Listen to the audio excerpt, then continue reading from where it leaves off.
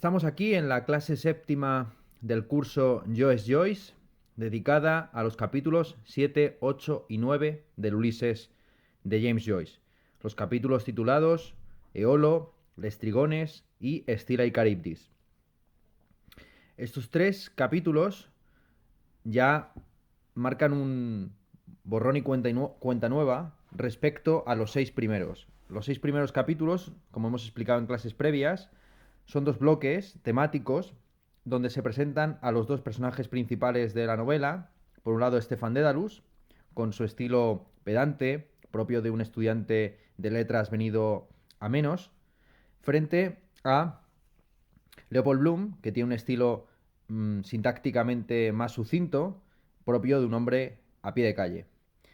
El tono de los capítulos que vienen a partir del 7 en adelante es un tono distinto, es un tono que, según algunos autores, como Ivor Winters, eh, presenta la falacia de la forma imitativa. Es decir, Joyce busca escribir sobre un tema de la forma más transparente para ese tema. Entonces, si está hablando sobre el tema de la comida, como hace en el capítulo de Lestrigones, el objetivo es que a través de la prosa nosotros podamos casi sentir el asco o el hambre que está experimentando el personaje. O en Escila y Caribdis, si estamos ante un debate intelectual acerca de la paternidad y las relaciones entre padres e hijos, pues parece que nosotros también vamos a de repente ser fecundados o a entrar en una relación familiar con el narrador. En Eolo, el capítulo primero que vamos a comentar, se presenta el mundo del periodismo siguiendo la técnica periodística de los titulares clickbait. Vamos a hacer, como siempre, una exposición de estos tres capítulos.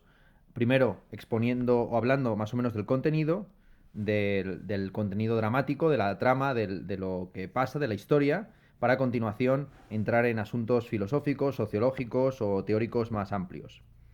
El capítulo séptimo, titulado Eolo, es un capítulo en el que Leopold Bloom acude a un periódico, al Telegraph, para intentar colar en sus páginas un anuncio de Alexander Case, cuyo apellido se traduce al castellano como llaves, con Y, pues el juego de palabras y de imágenes que quiere crear Leopold Bloom anunciando esta casa de bebidas de Alexander Case, de Alexander Llaves, consiste en juntar dos llaves cruzadas, la casa de las llaves. Este es el símbolo, las llaves cruzadas, es el símbolo del Parlamento de la isla de Man. Es una alusión indirecta, por supuesto, a la autonomía de Irlanda. La isla de Man es una isla que se había independizado también respecto a Gran Bretaña, aunque tenía una autonomía respecto a Gran Bretaña mayor de la que tenía entonces Irlanda. El asunto de las llaves es un asunto o de las keys, de las claves de lectura del texto, es algo que atraviesa todo el Ulises. Stefan Dedalus y Leopold Bloom tienen en común, entre otras muchas cosas, que salen de casa sin llaves, de alguna forma no son propietarios de sus hogares. Leopold Bloom, porque su hogar está siendo violado por el amante de su mujer, y Stefan Dedalus tampoco es propietario de su casa, la cual está alquilada y que piensa abandonarla para lanzarse al exilio. En el capítulo de Circe, además, hay un momento en el delirio de Leopold Bloom en el que éste sueña con ser alcalde de la ciudad y recibir sus llaves. El asunto de las llaves, ya digo que es algo importante, es un leitmotiv que se repite varias veces a lo largo del libro. En Leopold Bloom, entonces, en este capítulo, Eolo acude al periódico Telegraph para intentar colocar este anuncio, realiza una serie de gestiones, va y viene, y entre que en esas gestiones que tiene que hacer, aparece Stefan Dedalus, se cruza con Leopold Bloom sin llegar a verse nunca, en este capítulo al menos, y Stefan Dedalus va al periódico con la misión, acordémonos del capítulo tercero, de entregar la carta del señor Deasy o Daisy, el profesor de historia y propietario y dueño y rector del colegio privado en el que está dando clase. Stefan Dedalus va con la misión de dar al periódico la carta de Daisy sobre la enfermedad del ganado, sobre una epidemia de fiebre aftosa. Este capítulo lo que hace es retratar la vida interior del diario y aparecen personajes de libros previos de Joyce, por ejemplo, Linningham, uno de los dos truhanes en el capítulo o en el cuento Dos galanes de dublineses, vuelve a aparecer aquí. Linningham, para el que no se acuerde, era uno de estos dos galanes que estaba chuleando a una prostituta que la estaba sacando dinero a cambio de protección o de vete tú a saber qué exactamente. Pues bien, este señor vuelve a aparecer aquí junto con otras figuras de otros personajes de dublineses en el entorno, digamos, de este periódico, debatiendo, pues aparece también el profesor McHugh, el señor Dédalus, el Dédalus padre, el, y por supuesto también Dédalus hijo. Hay incluso Ned Lambert, es otra figura que aparecía en Dublinés, sí que vuelve a aparecer aquí. Hay incluso, pues ya se anticipa también un tema del capítulo 9 que es el tema de las relaciones padre-hijo. Mm, Cuando el señor Dédalus, el padre, sale, el hijo entra con la carta sobre la fiebre aftosa. Y hay un coloquio, una conversación sobre en fin, sobre la labor del periodismo, seguida de un viaje hacia el bar más cercano. Como siempre, en el Ulises y en el mundo irlandés, todo termina al final en un bar. Las negociaciones que lleva a cabo Leopold Bloom para colocar el anuncio de Keys de llaves en el Telegraph es que el señor Keys debe renovar su anuncio por 3 meses. Leopold Bloom tiene que salir del periódico y volver para precisamente consultar al señor Keys sobre este particular. El capítulo se caracteriza, ya digo, porque sobre la base de el estilo del flujo de conciencia que Joyce mantiene a lo largo de todo el libro, nos encontramos con estos pies de foto o con estos titulares clickbait que empiezan teniendo un estilo retórico, pomposo, elocuente, digno, propio del periodismo victoriano, para poco a poco ir evolucionando y aproximándose más a la vulgaridad de los periódicos de la época de Joyce, no digamos de los periódicos de nuestra actualidad. La lectura de este capítulo es de gran provecho en un contexto como el actual, donde la prensa tiene tanto desprestigio, en buena medida merecido, porque lo que hace es rastrear y analizar los vínculos que existen entre retórica y periodismo. Como en el periodismo, incluso en el peor de los periodismos, pues siempre hay una serie de tropos. De hecho, el periodismo es el gran heredero, digamos, de la retórica, como aquella disciplina que permite argumentar sin tener en cuenta la verdad, que busca simplemente la exposición persuasiva o bella de los argumentos. De hecho, un poco más adelante, en el capítulo 9, el profesor McHugh le comenta a Stephen la existencia del orador Antístenes, un discípulo de Gorgias, quien, del que nos queda la memoria de que escribió un libro elogiando la belleza de Penélope por encima de la belleza de Helena. Por supuesto, este es otro tema que se retomará al final del libro, la preferencia por Penélope, por la mortal, frente a la amante divina, frente a Calipso, pero también frente a la mujer más bella de Grecia, frente a Helena. Leopold Bloom, al igual que Ulises, prefiere a la fea o vieja o mortal o pelleja, la decadente Penélope, frente a la perfecta, impoluta, virginal no, pero bueno, la gran figura de la belleza helénica, en vaga redundancia, Helena. Este capítulo es un capítulo en el que hay muchos discursos retóricos. El profesor McHugh es el que nos regala la mayor parte de estos discursos, haciendo una comparación entre los irlandeses y los griegos, que es esencial para el paralelismo general que quiere mantener el libro. Se quiere sostener, en fin, que los irlandeses y los griegos pertenecen a un mismo espíritu de época. Vamos a leer la cita que está en la página 150, si la he apuntado bien. A ver si lo he apuntado bien. Aquí está. El constructor de excusados y el constructor de cloacas nunca serán señores de nuestro espíritu. Somos vasallos de la caballería católica de Europa que se hundió en Trafalgar y del imperio del espíritu, no un imperium, que se fue a pique con las flotas atenienses en Egos Pótamos. Sí, sí, se fueron a pique. Pirro, desorientado por un oráculo, hizo un último intento por salvar los destinos de Grecia, fiel a una causa perdida. Esto lo está diciendo el profesor McHugh, ya digo, en un contexto de un debate entre periodistas, y retomando la figura de Pirro, que ya la habíamos visto como aparecía en el capítulo segundo, cuando Estefan de Dedalus daba su lección de historia, le pasaba la lección a los alumnos acerca de una de las batallas pírricas, donde al mismo tiempo que se vencía en el plano estratégico, se perdía en el plano táctico, hasta el punto que otra batalla como esas supondría la derrota. Famosa frase, ¿no? Una batalla, una victoria como esta supondrá la derrota. Hay algo pírrico, por supuesto, en la derrota militar o bélica de Grecia frente a Roma. La frase célebre que nos queda de la antigüedad es esta de que Grecia vencida conquista a su fiero vencedor. Aunque los romanos vencieron en el campo militar, a largo plazo, en el ámbito cultural, los que triunfaron fueron los griegos, que legaron su cultura, la trasladaron tal cual a Roma. Y algo parecido podría sugerirse en la relación Irlanda-Gran Bretaña. Gran Bretaña triunfa militarmente sobre Irlanda, pero Irlanda contamina literariamente, filosóficamente, a Gran Bretaña, a Inglaterra en general.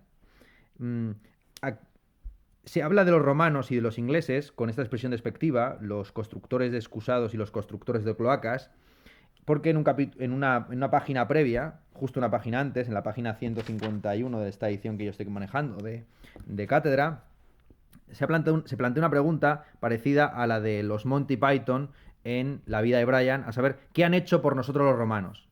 ¿Se acuerdan todos ustedes de esa escena de la película cómica de los Monty Python, donde reunidos el Frente Popular de Judea o el Frente Popular Judaico, ya no recuerdo bien cuál de los dos, en una conjura contra los romanos, pues se preguntan retóricamente qué han hecho por nosotros los romanos. Y entonces empiezan a enumerar que les han traído el derecho, les han traído acueductos, les han traído la paz, les han traído la unificación territorial, les han traído el latín, les han traído la filosofía griega. Al final, todo lo han traído los romanos, ¿no?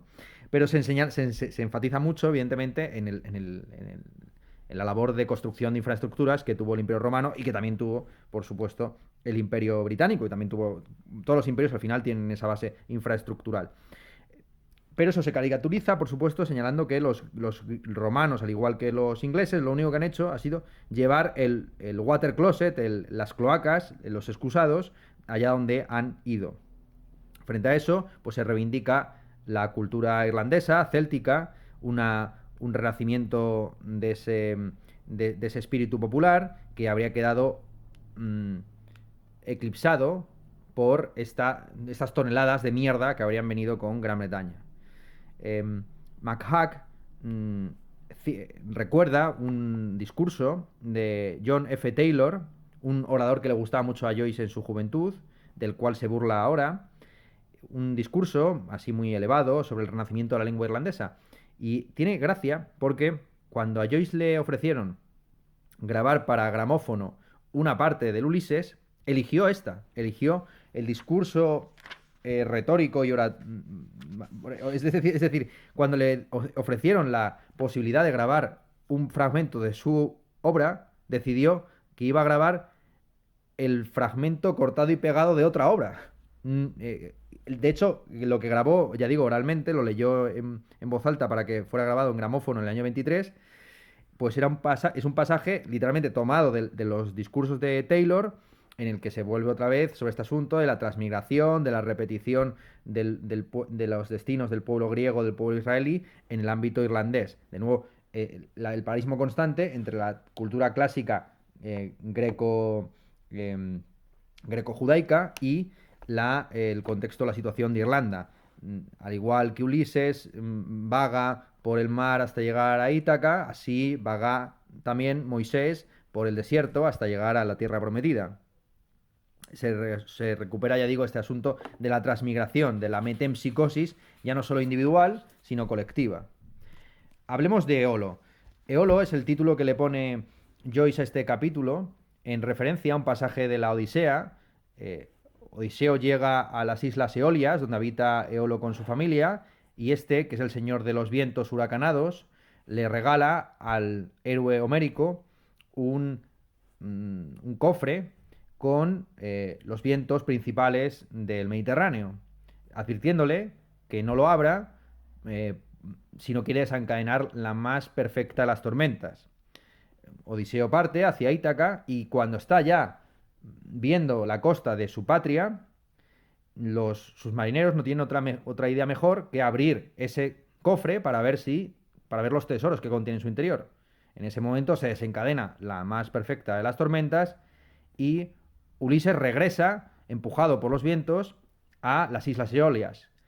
Y ahora le recibe con cajas destempladas Eolo, en lugar de apiadarse de su amigo y sobre todo de la tripulación que le ha llevado a ese destino, le califica como el más vil de los hombres vivos. Esta es parecida, esta reacción distinta o contrapuesta o antitética de Eolo, la volvemos a encontrar en Miles Crawford. El paralelismo es bastante claro, ¿no? Los periodistas son pequeñas nubes.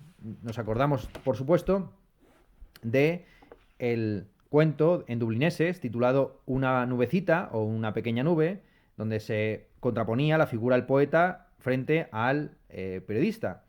Lo que se describía allí era el encuentro entre un poeta fracasado que se queda en Irlanda y un periodista de éxito en el exilio, en el extranjero.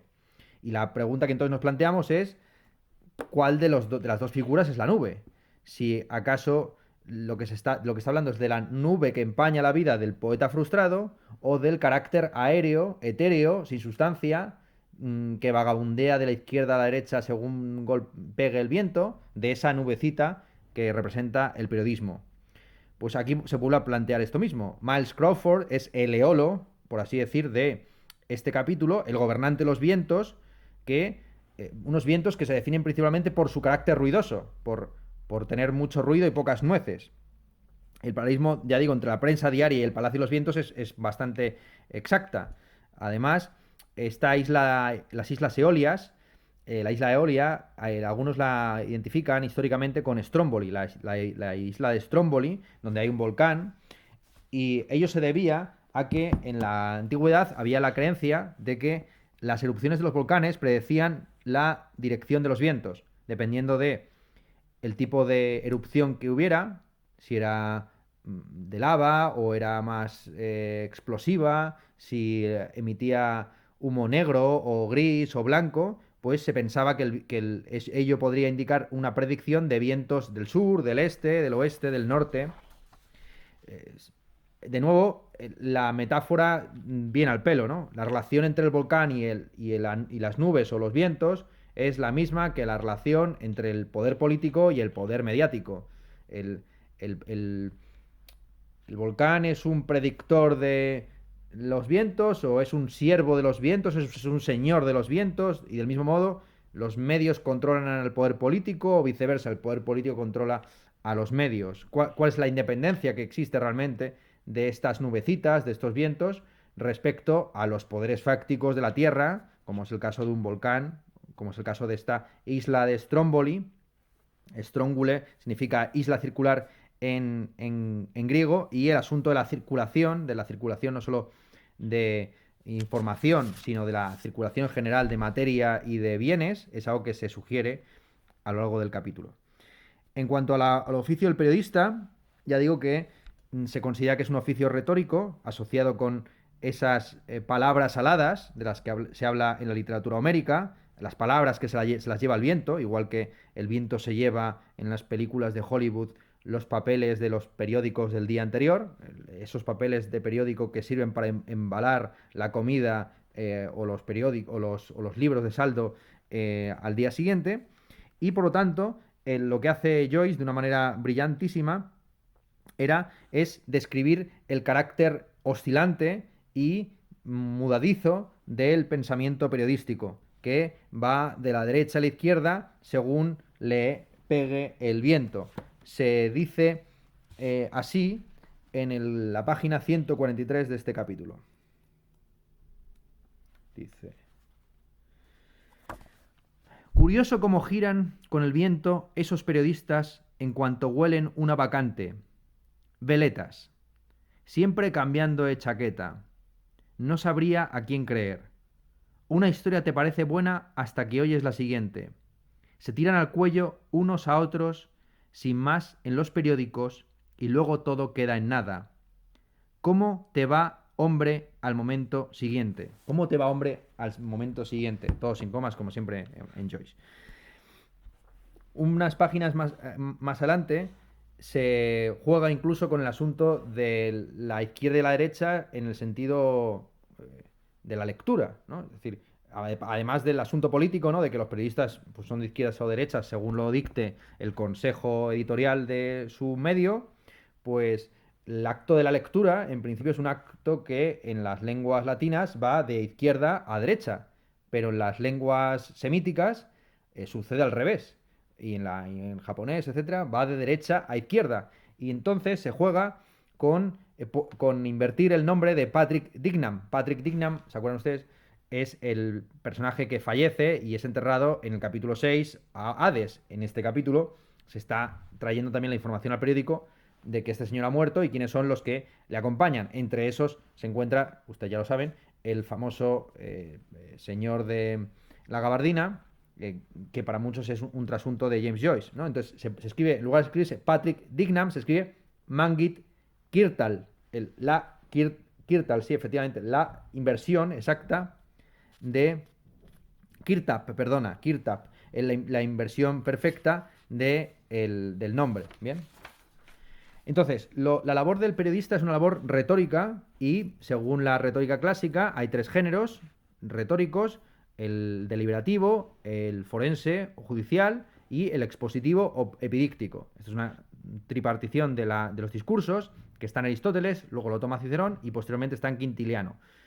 Cuando uno habla frente a una asamblea puede tratar tres cosas: o bien el presente, o bien el pasado, o bien el futuro. Y según esos tres momentos hay tres tipos de discurso. El discurso que se ocupa acerca de lo factible en el futuro es un discurso deliberativo. ¿Qué decisión ha de tomar la Unión Europea respecto a la guerra de Ucrania? No se puede decidir acerca de algo del pasado. Se decidirá acerca de la medida que tomaremos mañana, no de la que deberíamos haber tomado ayer. En cuanto al discurso forense o judicial, es un discurso que trata sobre hechos consumados, sobre crímenes o sobre delitos que ya se han producido. Entonces el objetivo del discurso forense o judicial es aclarar el caso, fijar los hechos tal y como tuvieron lugar, para luego a continuación emitir un juicio sobre ellos.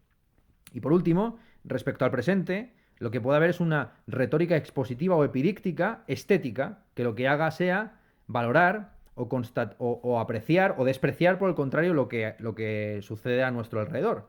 Bien, lo que tenemos ante los ojos, lo que percibimos o lo que creemos, adornando, digamos, lo que se dice acerca de la realidad. Tenemos, por lo tanto, tres tiempos: pasado, presente, futuro, asociados a tres discursos: el judicial, el expositivo o epidíctico y el deliberativo, y a su vez, que a su vez versan sobre los tres grandes valores: lo que fue la verdad conforme a los hechos del pasado, la belleza de lo elogiado, o la belleza o la fealdad de lo elogiado o de lo vituperado en el presente, y la bondad o la maldad de las decisiones que se deban tomar en el futuro. ¿De acuerdo? Pues bien, en este capítulo aparecen los tres tipos de discurso asociados a tres figuras. Dan Dawson, un personaje que aparece, tampoco nos interesa mucho aquí entrar en lo que se dice, ¿no? Hace un discurso expositivo epidíctico, florido, con la típica ornamentación sofística que viene de Gorgias en adelante. Seymour Bushe, al mencionar el juicio por asesinato de un tal Shields, lo que está haciendo es, al final, mentar un tipo de discurso judicial o forense. Y por último, el discurso de Taylor, que es un discurso que está comparando a Irlanda con el pueblo de Israel y también Grecia, no tiene como objetivo constatar un hecho del pasado. Tampoco tiene como objetivo elogiar una situación presente. Lo que quiere hacer es proyectar hacia el futuro la resurrección de la cultura céltica y también la independencia artística y política de Irlanda frente a Gran Bretaña, ¿vale? Discurso deliberativo, forense y epidíctico o expositivo. Junto con estos tres tipos de discurso, Stuart Gilbert se molestó en su libro sobre Ulises en analizar cómo en las 32 páginas de las que consta este capítulo en su versión inglesa, en estas 32 páginas están prácticamente todos los tropos conocidos.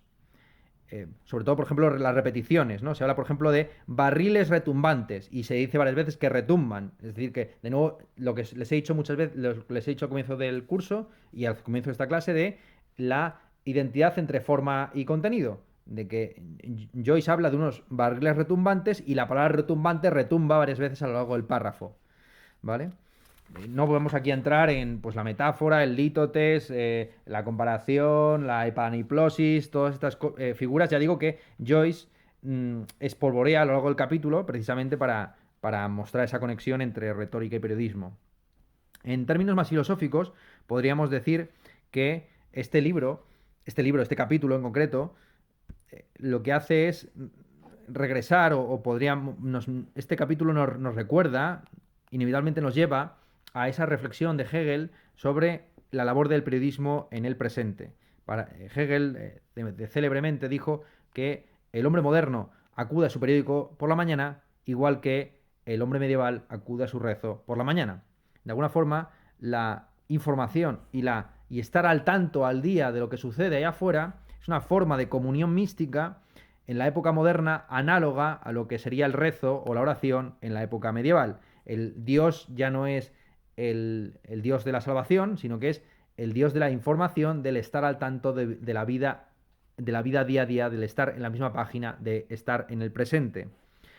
En términos más estéticos, pues este es un curso de estética, cabría señalar cómo en el contexto de Joyce, en el entorno joyciano, el uso del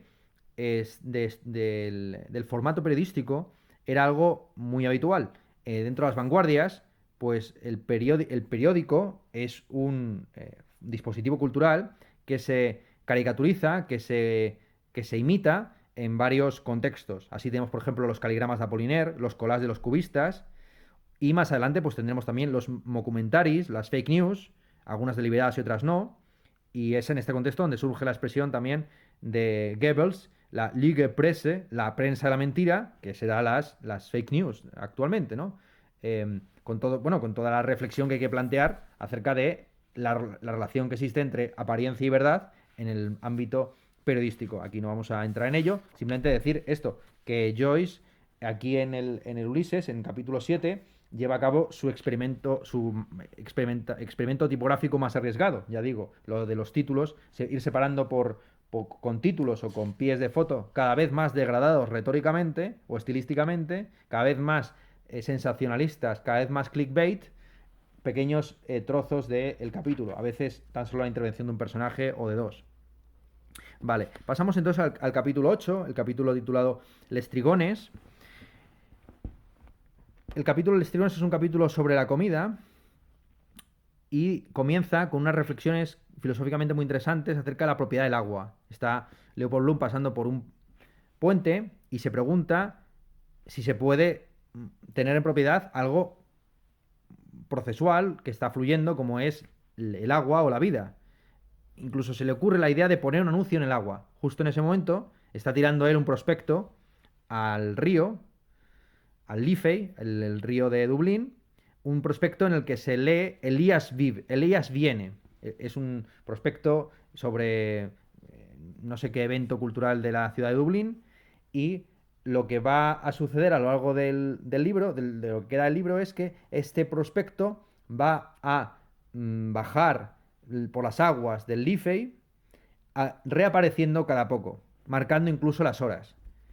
Más o menos una vez por hora, vuelve a mencionarse que en el río había un montón de trozos de papel y de basura, entre los cuales estaba este Elías viene, con lo cual Leopold Bloom ha conseguido involuntariamente crear ese anuncio en el agua sobre el cual está reflexionando.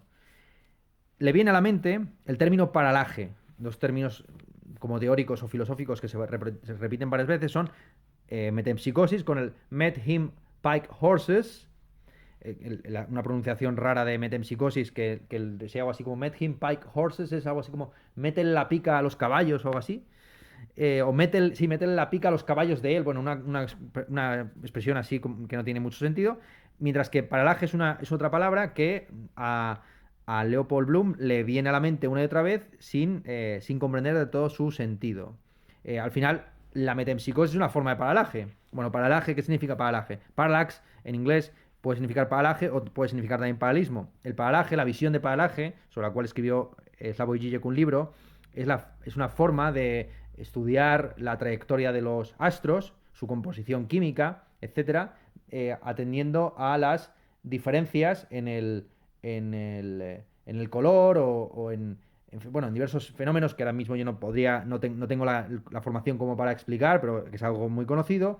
Es por medio precisamente de las trayectorias, de la transición hacia el rojo o hacia el azul, del brillo que nos llega de las estrellas o de los planetas, que podemos determinar su composición química, su tamaño, su temperatura, etcétera. ¿Bien? Pues bien, el paralaje al final, ya digo, es una visión, o sea, es un sistema para establecer, para conocer a distancia un objeto sin tocarlo, para conseguir aquello que para Comte era inviable. Comte consideraba, como buena parte de los positivistas, que tan solo había ciencias eh, intraterrestres, sublunares, porque tan solo hay ciencia de aquello que se puede tratar positivamente, aquello que se puede tocar, aquello que se puede manejar empíricamente. Sin embargo, aquello que está, sobre lo cual no se puede hacer ningún experimento, porque en el fondo están a miles de millones de kilómetros de distancia, pues para los positivistas no había ciencia.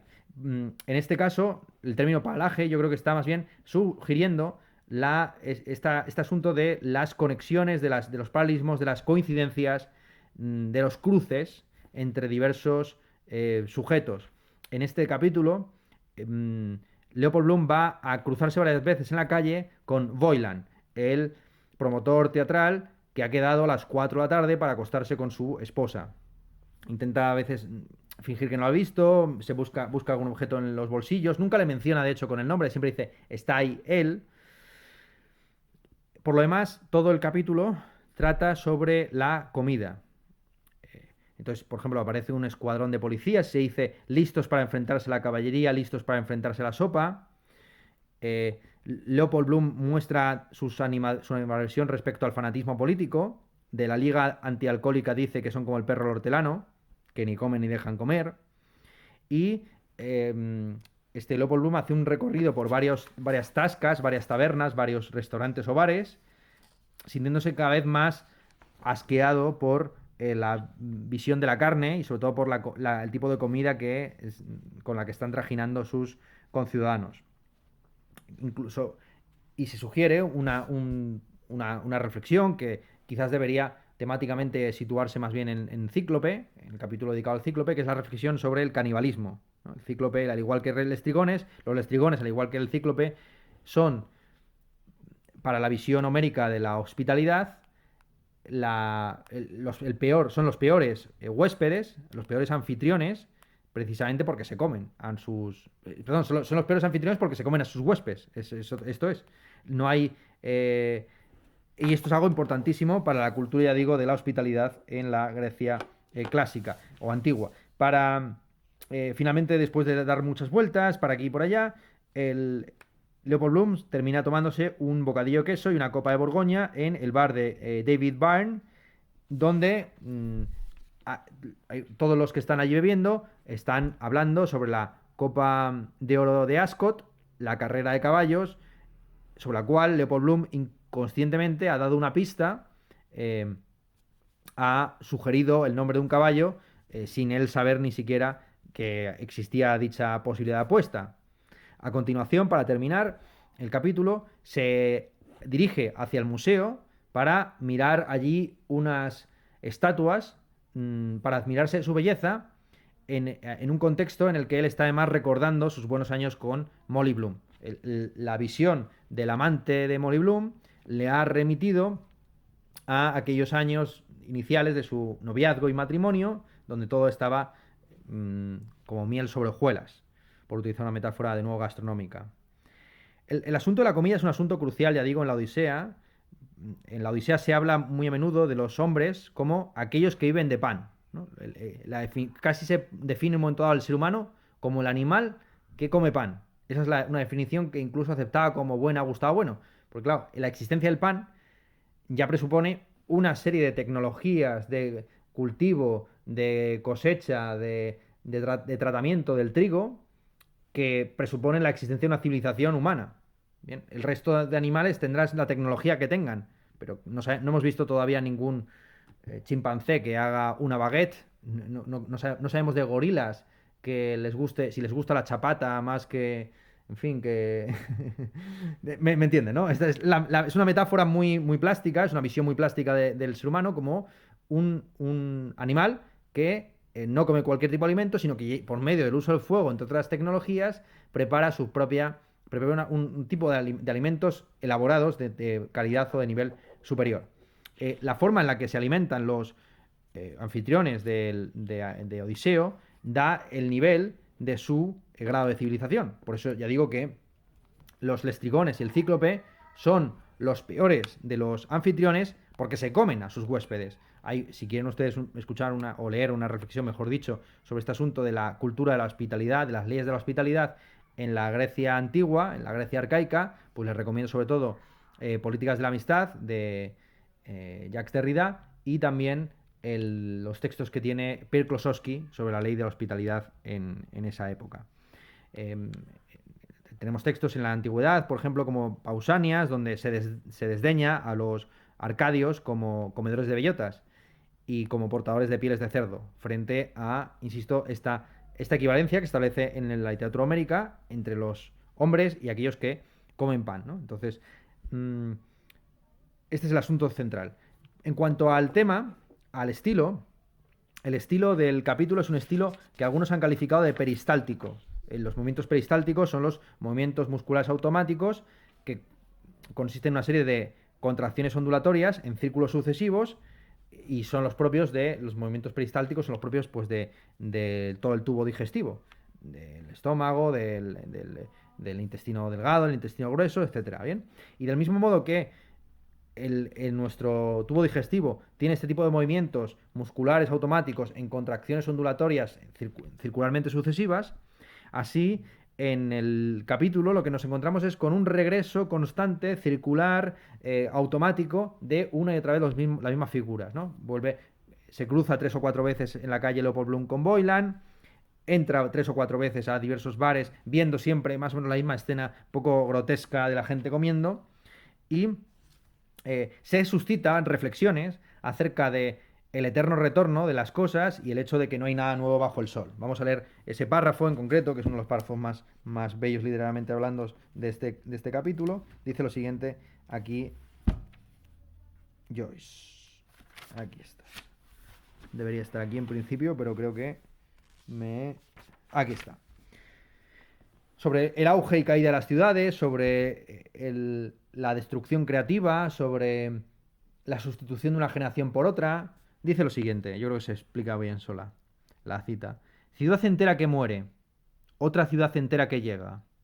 Muere también, otra que aparece, que acaba. Casas, filas de casas, calles, millas de pavimento, ladrillos apilados, piedras. Cambian de mano. Este propietario, ese. El dueño nunca... El dueño nunca muere, dicen. Otro se mete en su propio pellejo cuando a él le llega el desahucio. Compran el sitio con oro y aún siguen teniendo todo el oro. Timo en alguna parte. Apiladas en ciudades, desgastadas siglo tras siglo. Pirámides en la arena. Construidas a costa de pan y cebollas. Muralla china de esclavos. Babilonia. Grandes piedras que permanecen.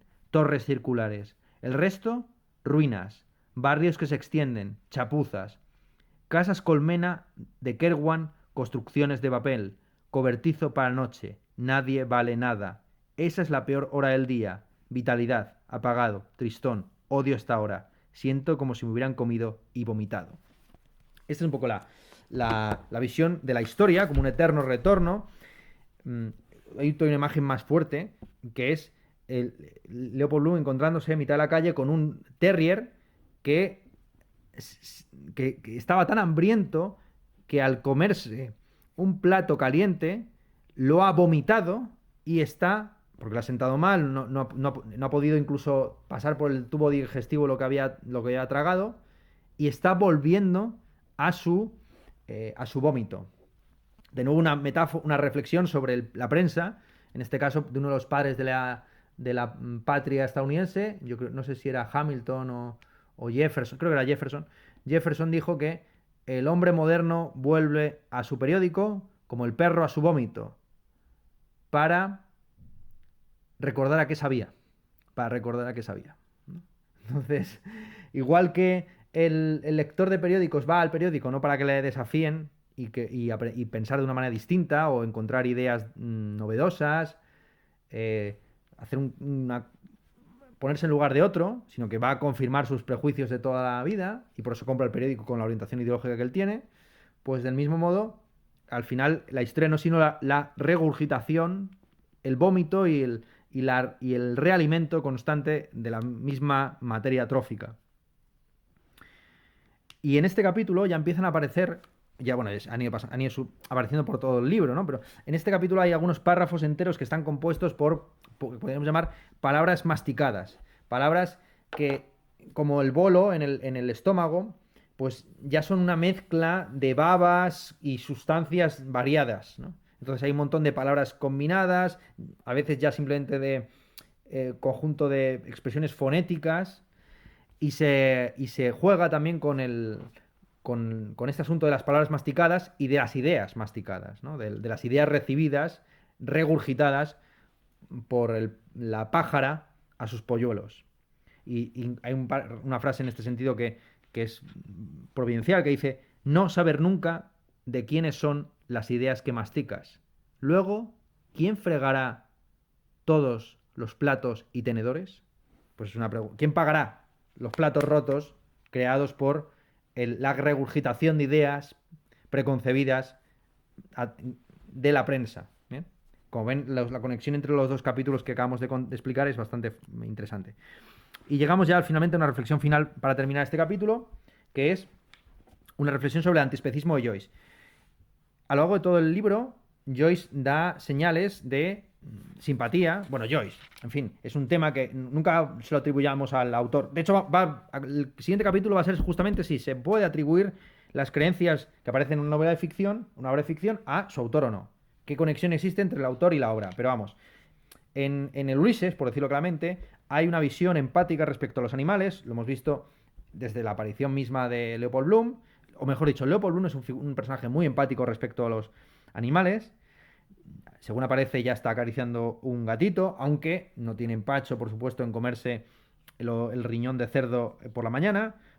Por la tarde ya le empieza a dar más asquete la carne, y justo en el capítulo del Hades hace una reflexión sobre la carne que se pudre, comparándola con el queso que, por el efecto del entorno, del moho, etcétera, y de una serie de efectos de putrefacción en el fondo, pues se convierte la leche en queso. El queso no, sino podemos decir que el queso es el cadáver de la leche, ¿vale?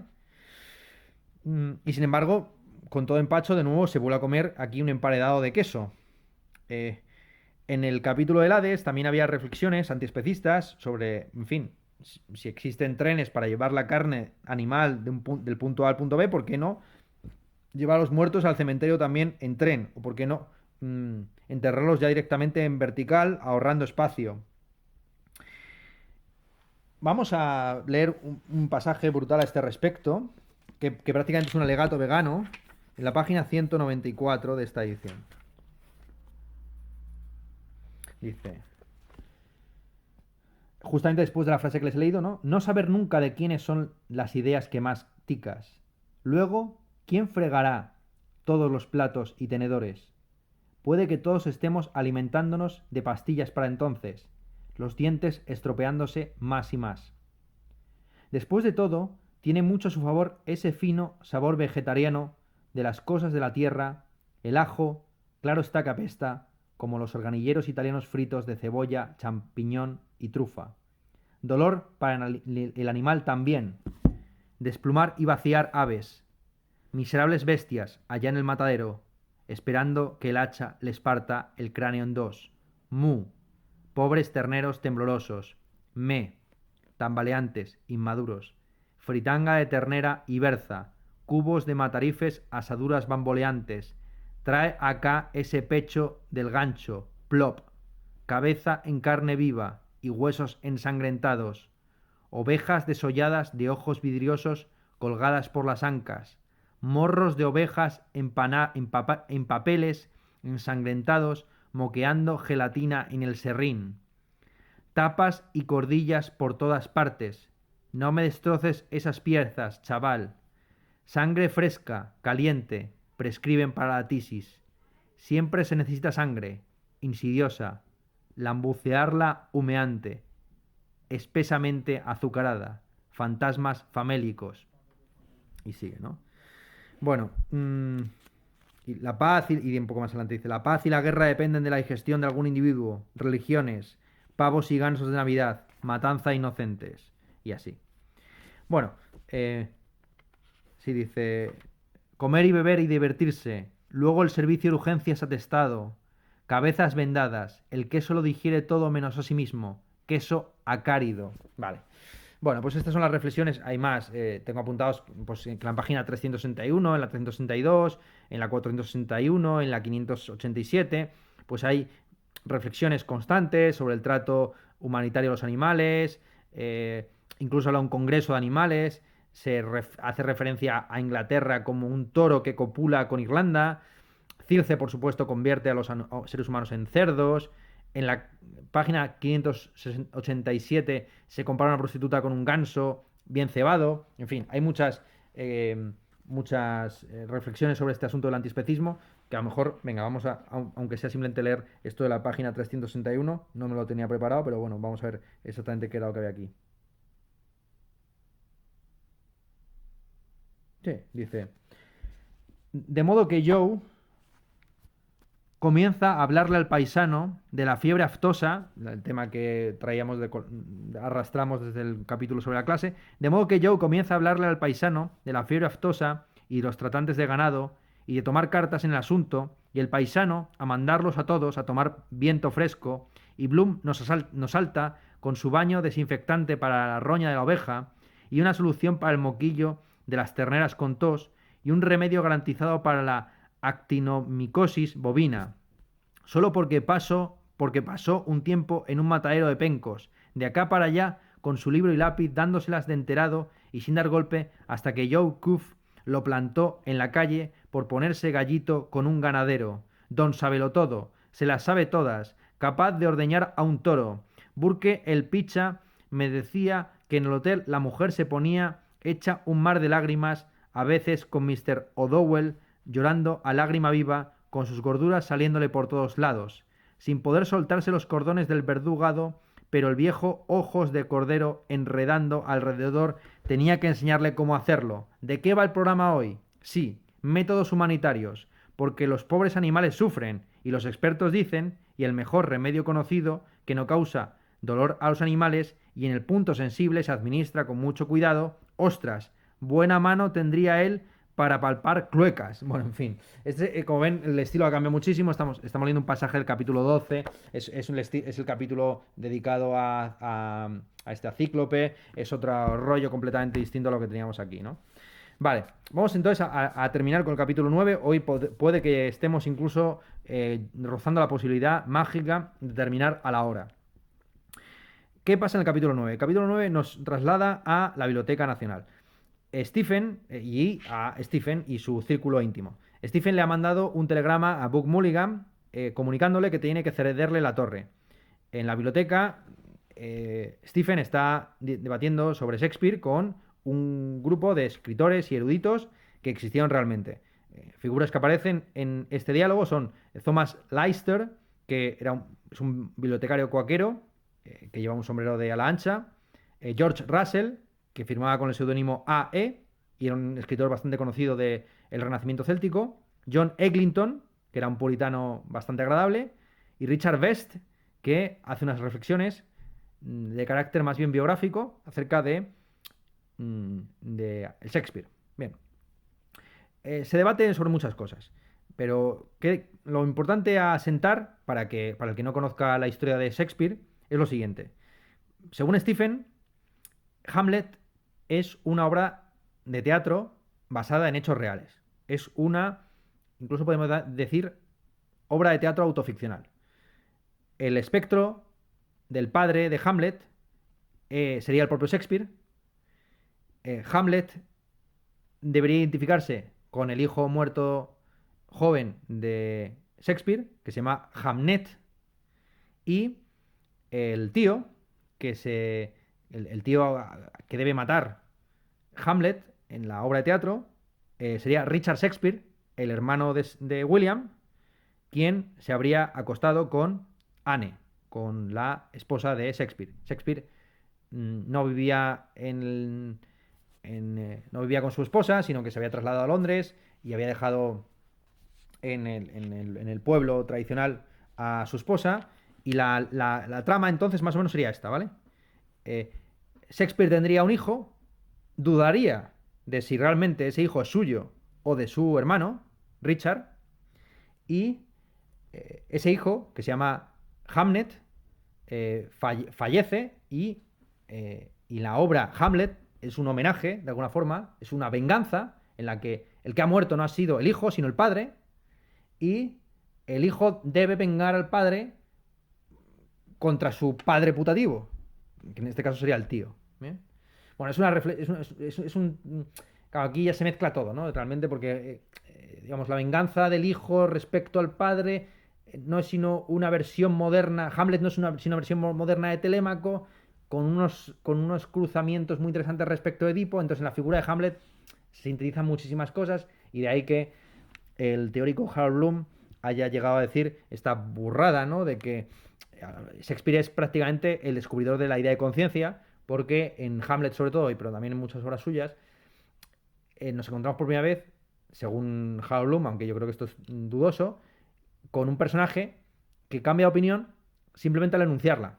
Al darse cuenta de las opiniones que tiene, ya obtiene una distancia respecto a ellas y basta enunciar una opinión para cambiarla.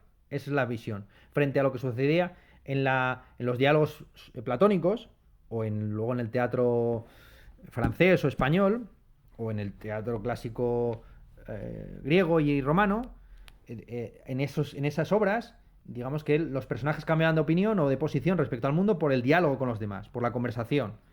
Pero por sí mismos, enunciando sus opiniones, no mejoraban la opinión que tenían respecto a sí mismos. Sin embargo, en Hamlet hay como una especie, en Hamlet y en casi todo el corpus shakespeariano, hay una especie como de soliloquio universal, donde cada loco está con su tema, pero cada loco va volviéndose más cuerdo, o al contrario, cada cuerdo va volviéndose más loco, según se dice y se repite a sí mismo sus pensamientos. ¿Bien?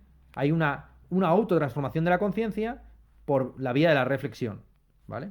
Entonces, bueno, si ustedes quieren leer una novela sobre esta trama rarísima, ¿vale? Del Hamlet, Richard, William, Shakespeare, Anne, etcétera, les podría recomendar la novela que fue elegida por el Babelia, por el periódico El País, como la mejor publicada el año pasado, 2021. Se titula Hamnet, de Maggie O'Farrell, traducido en castellano por Libros del Asteroide. Es un libro que ha tenido mucho éxito de público y de prensa, y merecidamente es un libro en el que se cuenta la historia de Hamnet, según esta hipótesis de que Hamnet sería hijo de Richard William, sería el bastardo de Richard William con Anne Hawthorne, se llamaba algo así, creo que era Hawthorne o algo así, el nombre de soltera de la esposa de William Shakespeare, ¿vale? Entonces, temas que aquí vuelven. Aquí este es el capítulo, yo casi diría central. A muchos siempre está el debate, ¿no? De si el capítulo central es el capítulo de Circe o es este. Yo creo que para el corpus, para toda la obra de Joyce, el capítulo central es este, porque en este se vuelve otra vez al asunto que estaba en Exiliados, que estaba en El retrato del artista adolescente, que estaba en tantos cuentos de dublineses, que es las dudas sobre la paternidad, la infidelidad recíproca y en general la vida en pareja como una vida sostenida no sobre la confianza, sino sobre la duda, sobre la falta de certeza.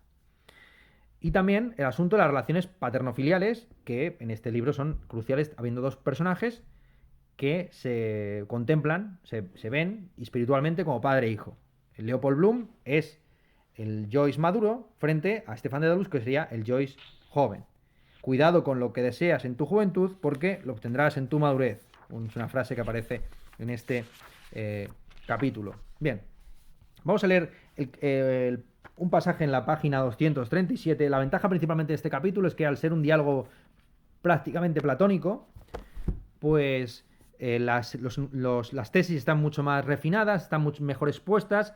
Es sobre este capítulo sobre el que previsiblemente muchos de ustedes compondrán su trabajo acerca de el análisis estético de las obras de arte. Bien, la pregunta con la que tienen que plantear su trabajo práctico se apoya principalmente en esto. Vale, entonces, página 237 está el famoso speech sobre la paternidad. Dice: la paternidad, está hablando Stefan Dedalus, la paternidad en el sentido de fecundación consciente es desconocida para el hombre. Es un estado místico, descendencia apostólica, del único engendrador al engendrado único. Sobre ese misterio, y no sobre la Madonna, que el asunto italiano, perdón, sobre ese misterio y no sobre la Madonna, que el astuto intelecto italiano echó a las muchedumbres de Europa, está fundada la Iglesia, y fundada inamoviblemente porque está fundada, como el mundo, macro y microcosmos, sobre el vacío, sobre la incertidumbre, sobre la improbabilidad. Amor matris, genitivo, subjetivo y objetivo, puede ser la única verdad en la vida. La paternidad pudiera ser una ficción legal. ¿Quién es el padre de cualquier hijo que cualquier hijo deba amarle o él a cualquier hijo? Bueno, amor matris significa en latín amor de madre, o amor de madre quiere decir el amor de la madre al hijo y el amor del hijo a la madre. Mater certissima est, ¿no? Pater semper incertus. La madre es cierta, es evidente de quién es la madre de un niño, porque, en fin, salen del útero de la madre, pero ¿quién es el padre? Pues esto ya es algo fantasioso, puede ser el agua, el viento, el cartero o el vecino, ¿de acuerdo? Entonces, mater es certissima est, la madre es certísima, evidentísima. Quién es la madre de alguien es evidentísimo, pero quién sea el padre, pues ya es algo místico, como está diciendo. El asunto es que, según se está diciendo aquí, la civilización occidental se sostiene sobre el misterio no de la maternidad, sino de la paternidad, del hecho de que haya hijos que aceptan y heredan la herencia, la sucesión apostólica, como se está diciendo aquí, de padres a hijos. Vale. Es un estado místico, como se va, y al final lo que se va a sugerir. Leopold Bloom y Stefan Dedalus no son familia, ni se sugiere para nada que tengan algún tipo de vinculación biológica, ni nada. Pero hay una relación entre ellos de paternofilial de carácter espiritual o mística que se crea o se configura a lo largo del libro. Vale. Más cosas que aparecen por aquí. Se menciona a Teuth, el Oceut, como que queramos pronunciarlo, que es el dios de la escritura, el dios de la escritura, que es un dios alado, y lo cual permite conectar pues la figura del pájaro, que es una figura de augurio, con la idea de la literatura de la biblioteca, también con el mito de Dédalo y Ícaro, por supuesto. Hay todo el capítulo es un diálogo, ya lo he dicho. Stefan Dedalus defiende una serie de tesis. Cuando le preguntan si cree en ellas, dice que no. En el fondo, Stefan Dedalus es un esteta, entonces a él no le importa. Y también está aquí Joyce dando una advertencia, ¿no? Es decir, que tampoco hay que identificar estas palabras de Stefan Dedalus con su concepción del mundo, aunque, como hemos visto, se repite tanto a lo largo de sus libros que es raro que al menos no le perturbase un poco. Y biográficamente sabemos todos los líos que tuvo de celos hacia su esposa, etc. Vale. Se menciona, de hecho, a la figura de Jantipa. Como saben, si me siguen un poco, saben que a mí me interesa muchísimo. Jantipa es la esposa de Sócrates, y se dice en este capítulo que Sócrates aprendió de ella la dialéctica. Esto es una lectura maravillosa y fantástica de Jantipa. Jantipa pasa la historia por ser una pija de clase alta. Jantipa significa algo así como caballo dorado, caballo rubio, que se casa con este filósofo proletario, hijo de una comadrona y de un escultor, pero que en realidad era prácticamente un albañil, ¿no? Los padres de Sócrates no eran ni mucho menos de clase alta. Esta Jantipa, según la tradición medieval, pues maltrató a Sócrates y según los diálogos de Platón, ni siquiera asistió a su funeral porque fue expulsada de dicho acontecimiento, de la bebida de la cicuta, bajo el supuesto de que las mujeres no pueden aguantar el tipo ante la muerte y con sus llantos estropearía esta Jantipa la conversación acerca de la inmortalidad del alma que quería sostener Sócrates con sus discípulos. Pero aquí se le da una vuelta muy curiosa, que es que se dice que Jantipa es la maestra de la dialéctica. Es decir, que al final, al darle, se le sugiere otro elemento más, que bien, la dialéctica de la que está aquí hablando ya no es la dialéctica de las palabras, sino la dialéctica de los puños y las pistolas, como decía el poeta. Lo que está diciendo aquí, lo que está sugiriendo irónicamente, Joyce, a través del narrador, o bueno, del personaje que habla aquí, que no sé si es Estefan de Darus o quién, es que la primera de las dialécticas, antes de la dialéctica retórica o filosófica, es la dialéctica dentro de una relación de pareja, de la infidelidad, el maltrato, ¿vale? Eh, Sócrates aprendió de su madre a traer pensamientos al mundo. Esta es una metáfora muy conocida, la de la comadrona, Sócrates que no tiene ideas propias, sin embargo sí que ayuda para ir a otros. Pero esta lectura distinta de Jantipa como maestra de la dialéctica, no del arte de la mayéutica, sino de la dialéctica, es muy singular. Que también justificaría la visión de Anne, de la esposa de Shakespeare, como la musa del dramaturgo. Podemos decir que el dramaturgo aprendió el arte del soliloquio o del monólogo de su esposa, ¿vale? Por la vía de ¿cómo es esto? Unilateralidad con que su esposa decidió acostarse con su hermano. Vale, entonces vamos a explicar por último el título del capítulo. ¿Por qué Escila y Caribdis?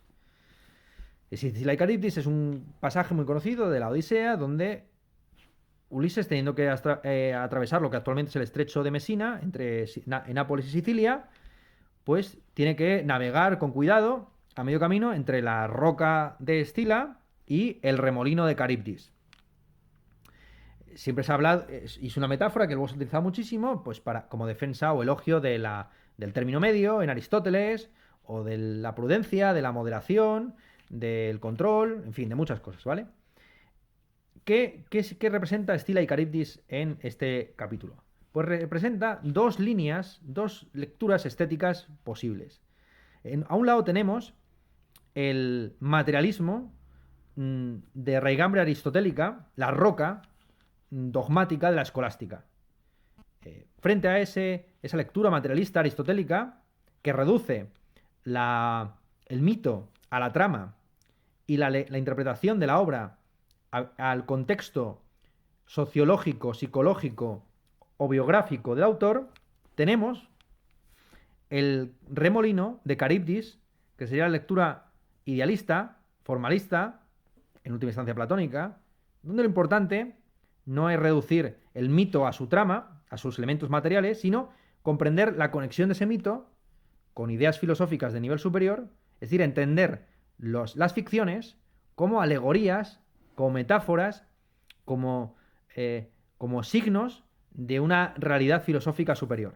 Entonces se ve la contraposición entre esos dos.